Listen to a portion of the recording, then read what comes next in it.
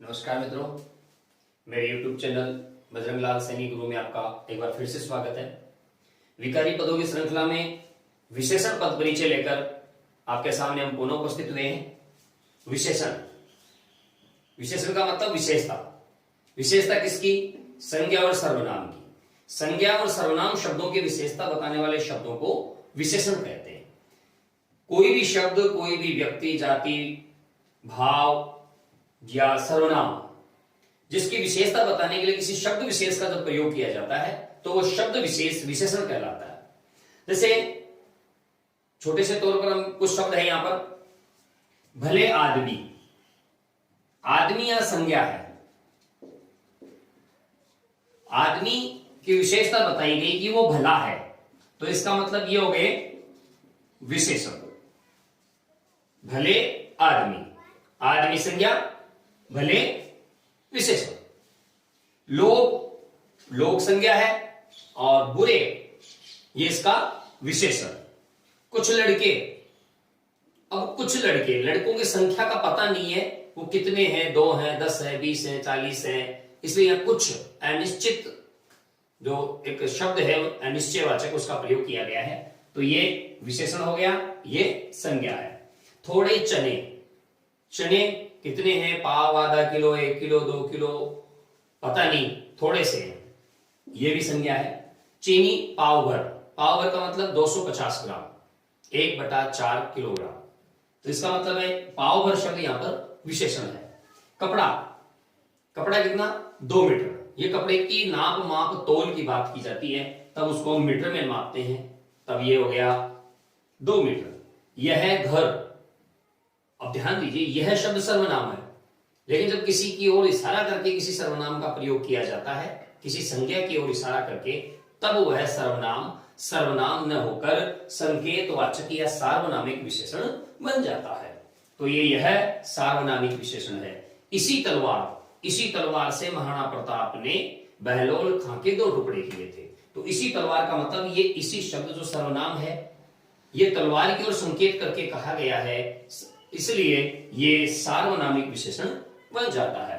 तो इस प्रकार से हमने देखा कि कुछ शब्द ऐसे होते हैं जो किसी संज्ञा के विशेषता के लिए विशेष रूप से जिनका प्रयोग किया जाता है। महान लोग, महान आदमी, प्रतापी राजा, बुद्धिमान बालक, तो इसमें महान, प्रतापी, बुद्धिमान, धूर्त नेवला, तो नेवले के लिए धूर्त, कपटी सर्प, सर्प के लिए कपटी, चालाक लोमड़ी, लोमड़ी के लिए चालाक, ऐसे शब्दों का जब प्रयोग किया जाता है तब वो विशेषण कहलाते हैं। तो विशेषण की प्रकृति किसकी विशेषता बता रहा है, कैसे बता रहा है, उसके आधार पर विशेषण के अनेक प्रकार हैं।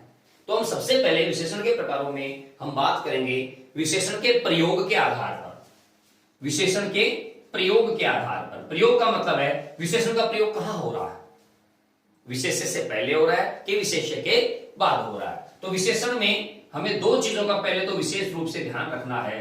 एक विशेषण जिसकी अब चर्चा कर चुके कि संज्ञा या सर्वनाम की विशेषता बताने वाला विशेषण कहलाता है, लेकिन दूसरा है विशेष्य। विशेष्य क्या है? संज्ञा या सर्वनाम जिसकी वो विशेषता बता रहा है, उस संज्ञा या सर्वनाम को विशेष्य कहा जाता है। यानी विशेषण जिसकी विशेषता बताएगा उस शब्द को विशेष्य हम कह देंगे। भले विशेषण में आदमी की विशेषता बताई तो आदमी यानी संज्ञा यहां पर क्या हो गया, विशेष्य। तो आदमी, लोग, लड़के, चने, चीनी, कपड़ा, घर, तलवार, ये सारे विशेष्य हैं। और भले, बुरे, कुछ, थोड़े, पाव भर, 2 मीटर, यह ये सारे विशेषण है। तो ये तो बात हो गई विशेषण और विशेष्य की।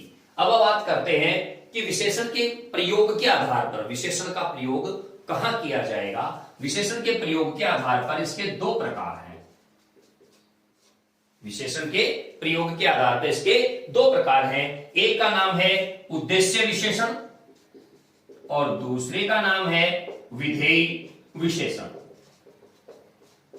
उद्देश्य विशेषण और विधेय विशेषण। उद्देश्य और विधेय की जानकारी हम थोड़ी से पहले प्राप्त करते हैं, विशेषण में इनका प्रयोग हुआ है।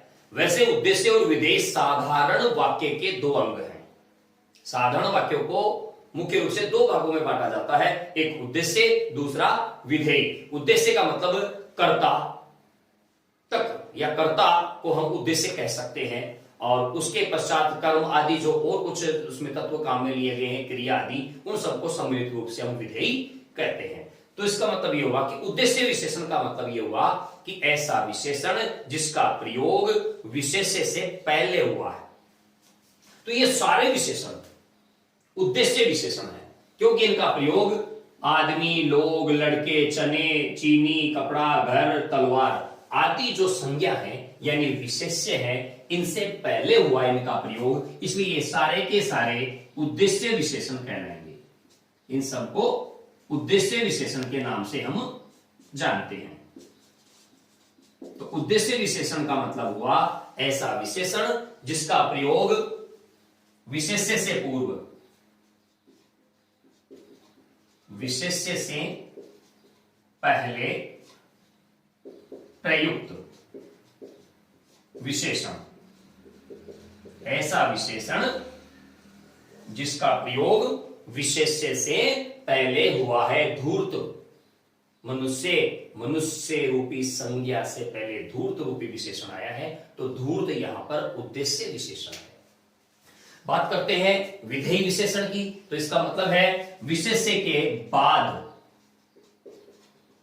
विशेष्य के बाद प्रयुक्त विशेषण, ऐसा विशेषण जिसका प्रयोग विशेष्य के बाद हुआ है। इनमें तो किसी का हुआ नहीं है, इसके लिए भी वाक्य देखना होगा। जैसे हम किसी के बारे में कहते हैं कि वह बहुत बुद्धिमान है, एक छोटा सा वाक्य लिखता हूं, वह बहुत बुद्धिमान है। अब ध्यान दीजिए, वह की विशेषण है बुद्धिमान, जबकि आना चाहिए था पहले आता तो ये होता उद्देश्य विशेषण, लेकिन ये पहले ना आकर बाद में आया है। बाद में आने के कारण ये हो गया विधेय विशेषण। तो बुद्धिमान हो गया विधेय विशेषण। क्यों? क्योंकि इसका प्रयोग विशेष्य के बाद में हुआ है। तो ऐसा विशेषण जिसका प्रयोग विशेष्य के बाद में होता है उसे तो हम विधेय विशेषण के नाम से जानते हैं, और जिसका प्रयोग विशेष्य से पहले हुआ है उसका नाम हम उद्देश्य विशेषण के रूप में जानते हैं। तो ये हो गए प्रयोग के आधार पर विशेषण के दो प्रकार, एक उद्देश्य विशेषण और दूसरा विधेय विशेषण। ये तो बात हो गई इनकी। अब इनके अलावा विशेषण के कुछ प्रकार और होते हैं, तो विशेषण के जो कुछ प्रकार और हैं उनकी हम चर्चा करते हैं। विशेषण को मुख्य रूप से चार भागों में बांटा गया है। विशेषण को मुख्य रूप से चार भागों में बांटा गया है। उन चार भागों में ये चार नाम मैंने लिख रखे हैं।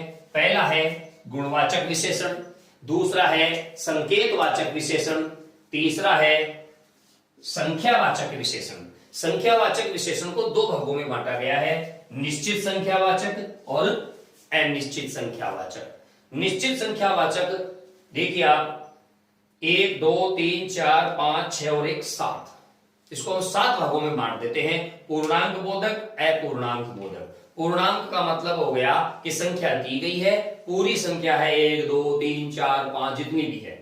अपूर्णांक का मतलब है संख्या अधूरी है। अधूरी का मतलब होता है जैसे 1 से 1/3, 1/3, आधी, 2/3, ऐसे शब्दों का जब प्रयोग, चौथाई, ऐसे शब्दों का जब प्रयोग किया जाता है तब अपूर्णांक बोधक विशेषण होता है। गणना में सभी जानते हैं कि 1 2 3 4 5 6 7 8 9 10 ये गिनती है, ये गणनावाचक में आ जाते हैं। क्रम जैसे पहला, दूसरा, तीसरा, चौथा, पांचवा, छठवां, 100वां, 1000वां, ये क्रम होता है। आवृत्ति का मतलब होता है उसकी कितनी बार आवृत्ति हुई है। जैसे दुगुना 2 बार आवृत्ति हुई है, तिगुना 3 बार आवृत्ति हुई है, चौगुना 4 बार आवृत्ति हुई है, 100 गुना, 1000 गुना, लाख गुना। तो ऐसे शब्दों का प्रयोग इसमें किया जाता है। समूहवाचक जैसे 2 3 4 जितने भी उनका समूह बना लिया जाए, तुम दोनों, तीनों, चारों, ऐसे मिलकर समूह बनता है। एक होता है प्रत्येक बोधक। प्रत्येक बोधक का मतलब होता है सब में से कोई एक, जैसे हर एक। तो हर एक, हर तो है, एक भी है उसमें, तो प्रत्येक बोधक ऐसे विशेषणों को कहते हैं। अनिश्चित में कुछ भी हो सकता है, हजारों, अब हजारों पता नहीं कितने हजार हैं, सैकड़ों पता नहीं कितने सैकड़ों हैं। तो ऐसे शब्दों का प्रयोग, संख्यावाचक शब्दों का प्रयोग जब किया जाता है तब वहां पर अनिश्चित संख्यावाचक विशेषण होता है। चौथा है परिमाणवाचक विशेषण। परिमाणवाचक विशेषण का मतलब है कि किसी भी अगणनीय संज्ञा की विशेषता जब नाप माप तोल के माध्यम से बताई जाती है। नाप माप तोल, इसमें तीन चीजें मुख्य रहती हैं, नाप माप तोल। इनमें जब कोई विशेषण होता है तो वो परिमाणवाचक विशेषण होता है। अब नाप माप तोल भी दो प्रकार के हो गए, निश्चित और अनिश्चित। निश्चित का मतलब ये हो गया कि जैसे पाव भर है, आधा किलो है, 2 मीटर है, ऐसे शब्दों का प्रयोग हो गया। और लेकिन अगर अनिश्चित है तो जैसे थोड़ा सा दूध, थोड़ी सी चीनी, वो थोड़ा सा कितना है पता नहीं। तो सबसे पहले हम बात करेंगे विशेषण के प्रकारों की। तो विशेषण के प्रकारों में सबसे पहले हम बात करते हैं गुणवाचक विशेषण की। गुणवाचक विशेषण, गुणवाचक का मतलब होता है गुण अथवा विशेषता। अब गुण सामान्य शब्द है। गुण दो प्रकार के होते हैं। एक गुण को हम यूं कह सकते हैं कि वो सद्गुण हो सकता है, दूसरा गुण दुर्गुण हो सकता है। दुर्गुण भी है तो गुण ही, और सद्गुण भी गुण है। तो गुण यहां पर इसलिए लिया गया है क्योंकि वो केवल सद्गुण या केवल दुर्गुण नहीं, दोनों हो सकते हैं। वो अच्छा है तो बुरा भी है, वो ईमानदार है तो बेईमान भी है, वो धूर्त है तो चालाक भी है। तो अच्छे बुरे दोनों गुणों को इसमें शामिल किया गया है। तो ऐसी स्थिति में गुणवाचक विशेषण होता है। और गुणवाचक विशेषण विशेष रूप से जो गणनीय संज्ञा और अगणनीय संज्ञा दोनों के लिए काम में लिया जाता है। जैसे मान लीजिए धूर्त सियार। अब इस सियार का ये गुण है धूर्तता। धूर्तता सियार का क्या है?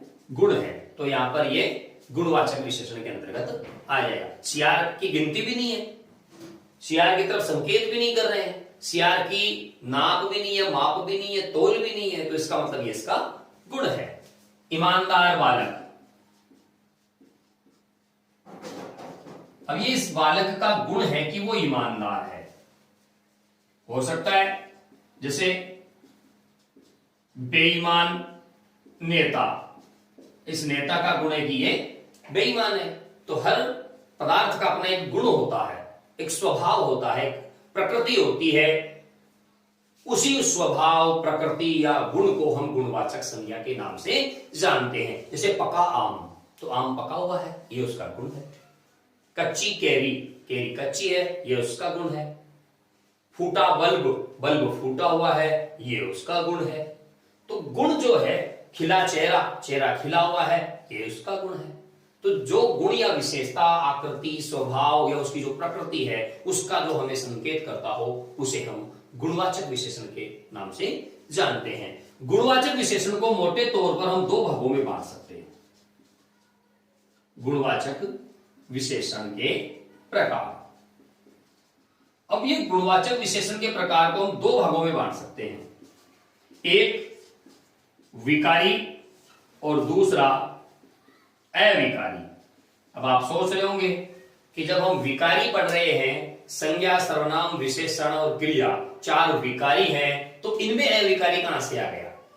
जी होता है ऐसा, विशेषण विकारी भी होते हैं और अविकारी भी होते हैं। जैसे अच्छा विशेषण है, अच्छा, अच्छा विकारी है क्योंकि पुरुष है, अच्छा है, स्त्री है, अच्छी है, बहुत सारे हैं, अच्छे हैं। अच्छा, अच्छी, अच्छे, रूप परिवर्तित हो रहा है। लेकिन अगर बात करें हम सरल की,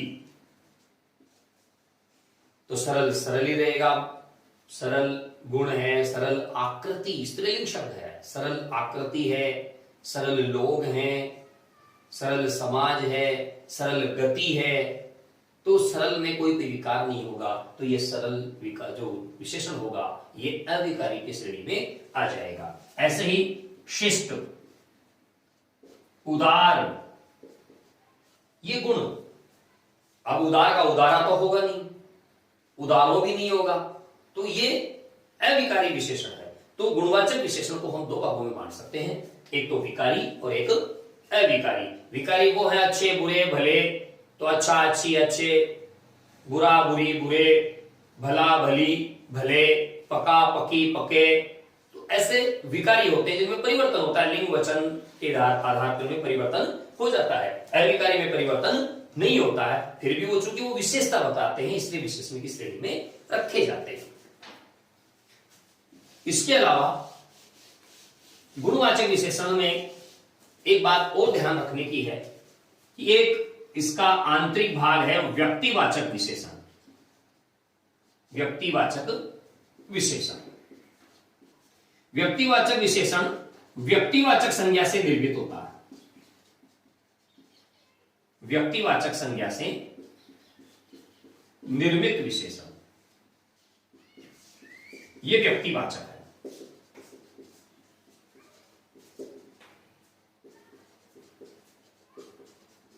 जैसे मान लीजिए जयपुर है, जयपुर व्यक्तिवाचक संज्ञा है, और जयपुर जब व्यक्तिवाचक संज्ञा है तो इससे बनने वाला जो विशेषण होगा वो व्यक्तिवाचक विशेषण होगा। जैसे हमने लिया जयपुर, जयपुर से बना दिया हमने जयपुरी, जयपुरी रजाइयां, तो ये जयपुरी शब्द व्यक्तिवाचक विशेषण हो गया। ऐसे बहुत सारी चीजें हैं जो स्थान के नाम से प्रसिद्ध हैं। जोधपुरी सूट, बीकानेरी भुजिया, बीकानेरी रसगुल्ले, नागौरी जूतियां, नागौरी बैल, सांगानेरी प्रिंट कपड़े पे, तो ये अलग अलग जगहों की अलग अलग चीजें प्रसिद्ध हैं।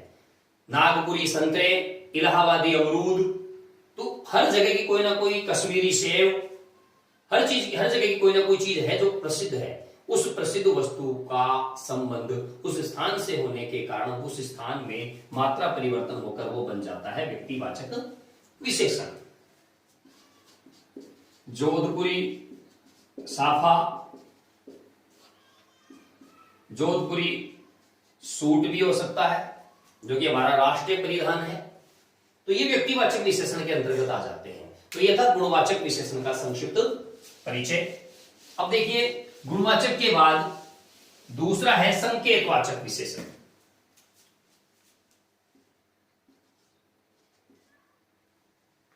संकेतवाचक विशेषण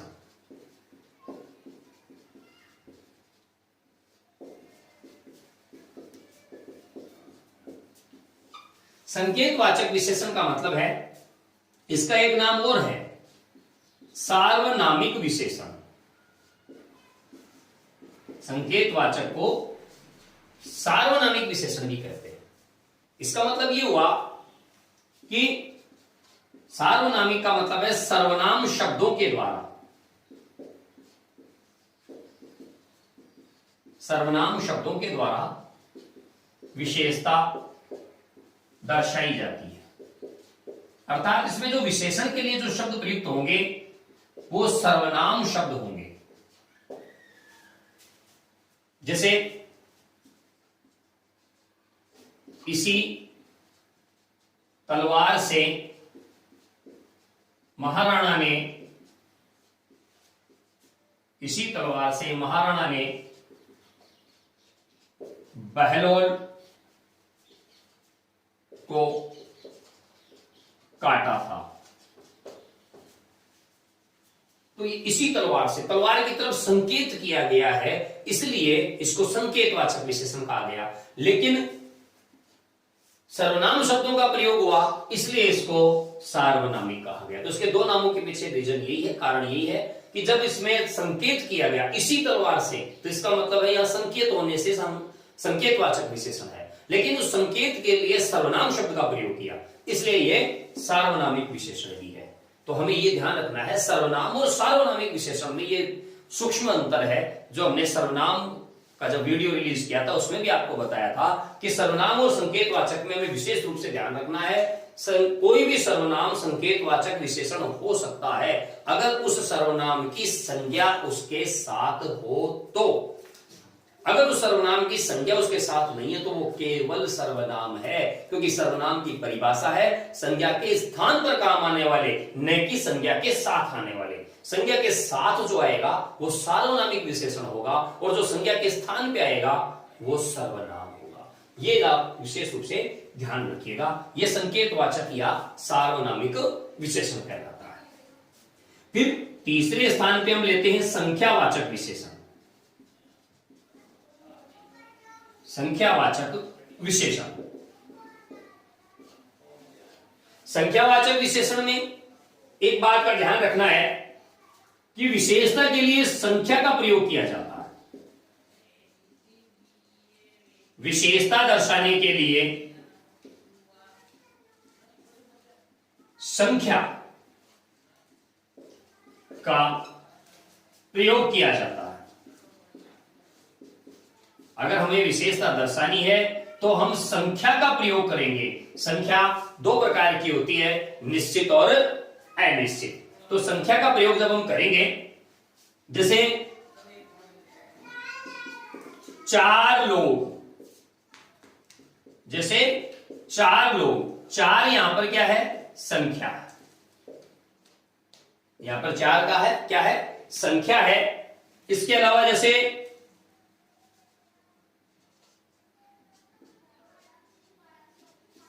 थोड़े से लोग, अब ये जो थोड़े से है वो पता नहीं कितने हैं, ये भी संख्या है। दोनों संख्याओं में अंतर क्या है? 4 जो संख्या है वो निश्चित संख्या है और जो थोड़े से लोग हैं वो अनिश्चित संख्या है, वो अनिश्चित संख्या है। तो ये फर्क है इसमें। तो इसका मतलब ये फर्क हमें हमारे सामने ये कहता है कि संख्यावाचक विशेषण के 2 प्रकार होते हैं, एक तो निश्चित संख्यावाचक और दूसरा अनिश्चित संख्यावाचक।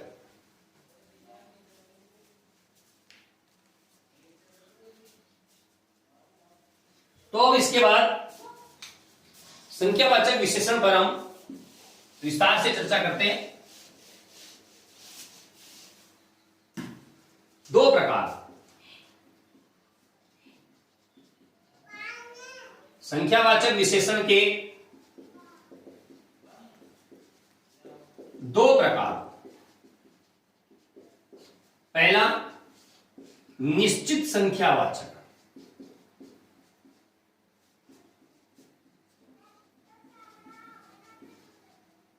निश्चित संख्या का प्रयोग होता है। निश्चित संख्यावाचक में निश्चित संख्या का प्रयोग किया जाता है।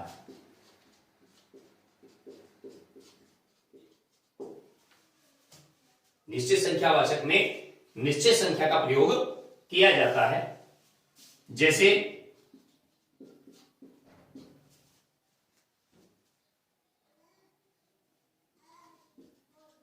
10 पुस्तकें।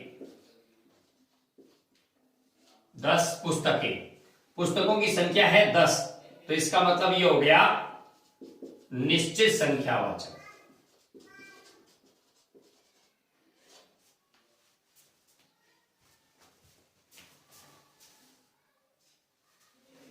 ये हो जाता है निश्चित संख्यावाचक। निश्चित संख्यावाचक के भी कई प्रकार हैं।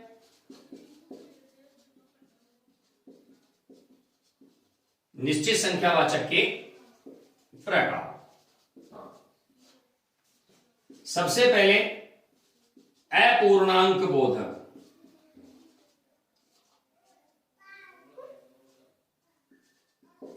अपूर्णांक बोधक, अपूर्णांक बोधक से यह मतलब हुआ कि वहां पर कोई पूर्ण संख्या हमें नहीं दी हुई जाएगी, बल्कि एक अपूर्ण संख्या हमारे सम्मुख प्रस्तुत की जाएगी। अपूर्ण संख्या से मतलब अपूर्ण अंक यानी संख्या का प्रयोग। अपूर्णांक बोधक में अपूर्ण अंक या अपूर्ण संख्या का प्रयोग किया जाएगा। जैसे 1/3 आबादी, यहां पर देखिए आबादी की विशेषता 1/3 से बताई गई है। तो 1/3 यानी 1/3 निश्चित संख्या है। किसी भी संख्या का 1/3 निश्चित होता है, लेकिन यहां पर वो कितनी है वो अंकों में नहीं है, हमारे पास प्रॉपर अंकों में नहीं है, इसलिए इसका नाम हो गया अपूर्ण अंक यानी अपूर्णांक बोधक। या आधी आबादी, तो यहां आधी का मतलब होता है 1/2। इसका मतलब किसी भी संख्या का 1/2 एक निश्चित संख्या, लेकिन अंक पूर्ण नहीं है यहां पर, इस वजह से ये अपूर्णांक बोधक निश्चित संख्यावाचक विशेषण हो जाता है। अपूर्णांक बोधक के बाद दूसरा आता है पूर्णांक बोधक।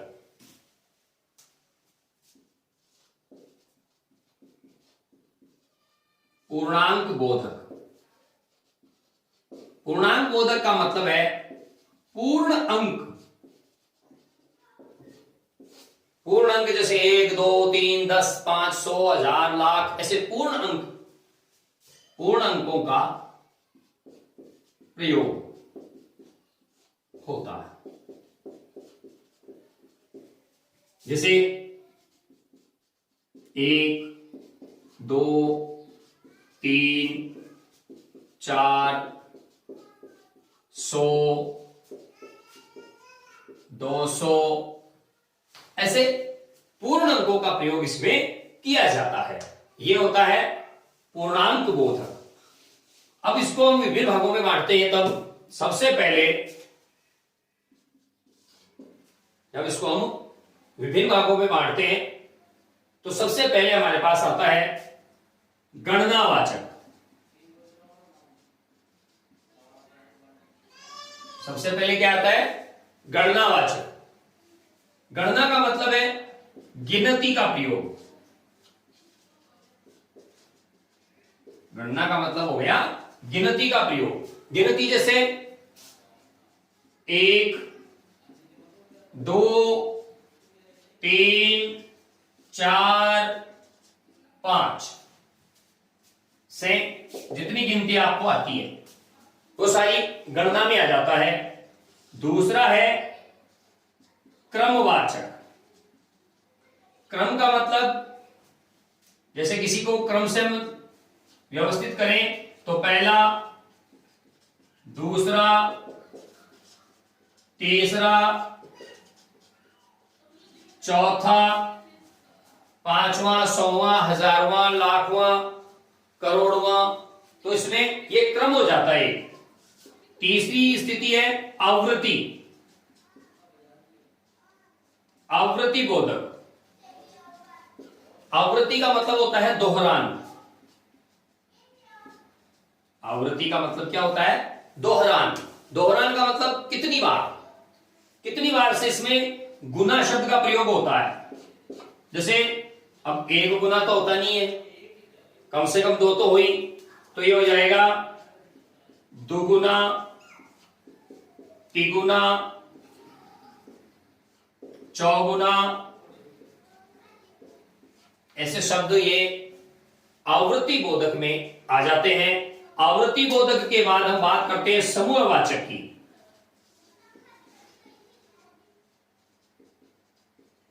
हमें अंकों का समूह बनाना होता है। अंकों का समूह बनाना होता है। जैसे एक को छोड़ दो क्योंकि एक का समूह नहीं बनता, तो दोनों, तीनों, चारों, इस प्रकार से ये इसके समूह बन गए। दोनों, तीनों, चारों, पांचों, 10, ऐसे इसके समूह बन जाते हैं। अगला जो है वो है प्रत्येक बोधक। प्रत्येक बोधक का मतलब ये है कि ये उस समूह में से किसी एक का चयन करने की सूचना देता है। पूरा समूह है, उसमें से कोई एक, जैसे हर एक, तो सब में से कोई एक, हर एक, अब वो एक है। एक का मतलब प्रत्येक। प्रत्येक बोधक या विभागवाचक भी कहते हैं इसको। इसका मतलब है उन सब में से कोई एक एक। तो ऐसी स्थिति में ये संख्यावाचक जो विशेषण है दो भाग का हो गया, निश्चित संख्या, अनिश्चित संख्या। निश्चित संख्या हमने देखी कि निश्चित संख्या को हम कितने भागों में बांटते हैं। सबसे पहले अपूर्णांक, अपूर्णांक में 1/3, आधा, 2/3, 1/4 ऐसे शब्दों का प्रयोग किया जाता है संख्याओं का।